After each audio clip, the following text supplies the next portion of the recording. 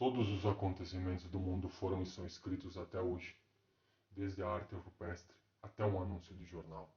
Somos uma sociedade milenar, ao qual só obedecemos aos fatos e à verdade, sem qualquer influência. Toda a história que vocês conhecem, desde o início da humanidade, sempre sofreu o peso de influências, tanto políticas ou religiosas, e nosso trabalho foi escrever e guardar os fatos em si, datas e testemunhas do qual não se possa influenciar, tendo assim a verdade e nada mais que a verdade. Lhe dou um exemplo. Acontece um fato relevante nos dias de hoje. Se você ler esse fato em 10 fontes diferentes, cada uma irá contar a sua versão, conforme os seus interesses. Do mesmo modo vem sendo por séculos e séculos. E sempre foi assim. Mas nós, enraizados desde sempre nas grandes cúpulas dos poderes que regem o mundo, não deixamos jamais qualquer assunto fugir do nosso conhecimento, escrevendo e guardando a 12 chaves, nada mais que a verdade. Você pode nos comparar aos griots, mas os assuntos dos quais herdamos vai além de uma tradição e bons costumes.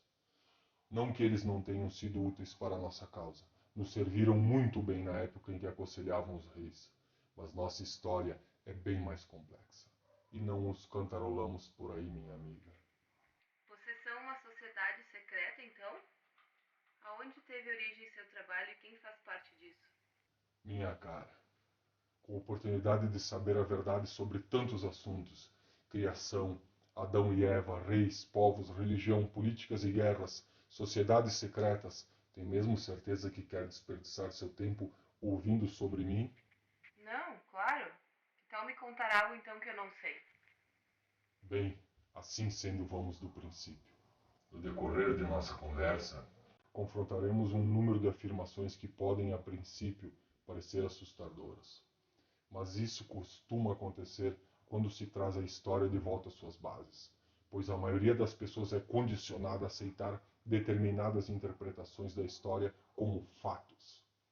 Muito do que aprendemos de história é por meio de propaganda e estratégia, seja ela motivada pela igreja ou por política. Tudo isso é parte do processo de controle. Separa os mestres dos servos e os fortes dos fracos. A história política tem sido escrita por seus mestres, os poucos que decidem o destino e a sina de muitos. A história religiosa não é diferente, pois seu desígnio é implementar o controle pelo medo do desconhecido.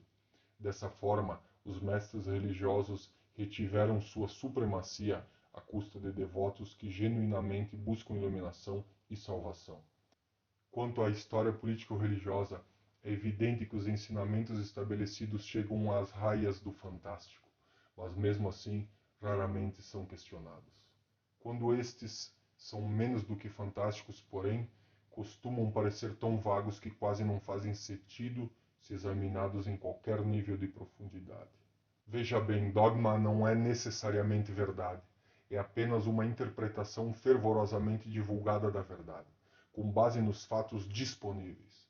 Quando novos fatos influentes são apresentados, o dogma científico muda naturalmente, mas isso é raro de acontecer com o dogma religioso. É fácil vermos hoje que a história universal de 1779 estava errada. Sabemos que o mundo não foi criado em 4004 a.C. Sabemos também que Adão não foi o primeiro homem na Terra. Essas noções arcaicas já estão ultrapassadas, mas para as pessoas no fim do século XVIII, essa impressionante história era o produto de homens mais esclarecidos do que a maioria, e, portanto, presumivelmente correta. Vale a pena, portanto, fazermos a nós mesmos a seguinte pergunta nesse estágio: quantos fatos aceitos pela ciência e pela história atualmente também serão considerados ultrapassados à luz de futuras descobertas? Vejamos a história de Adão e Eva. Nossos manuscritos originais sobre Adão e Eva podem ser encontrados nos escritos dos gregos, sírios, egípcios, sumérios e abissínios, os antigos etíopes. Nossos primeiros relatos falam da primeira companheira de Adão, Lilith, antes de cair nos encantos de Eva. Lilith era serva de Sequiná e abandonou Adão porque ele tentou dominá-la. Fugindo para o Mar Vermelho, ela gritou: "Por que devo me deitar sob ti?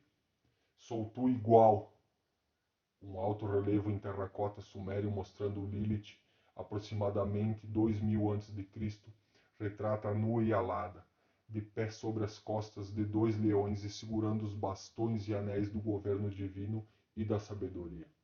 Apesar de não ser uma deusa no sentido tradicional, seu espírito encarnado teria florescido na mais renomada amante de Salomão, a rainha de Sabá. Lilith é descrita no livro sagrado dos mandaíns esotéricos do Iraque como a filha do submundo, e por toda a história até os dias atuais, ela tem representado a ética fundamental da oportunidade da mulher.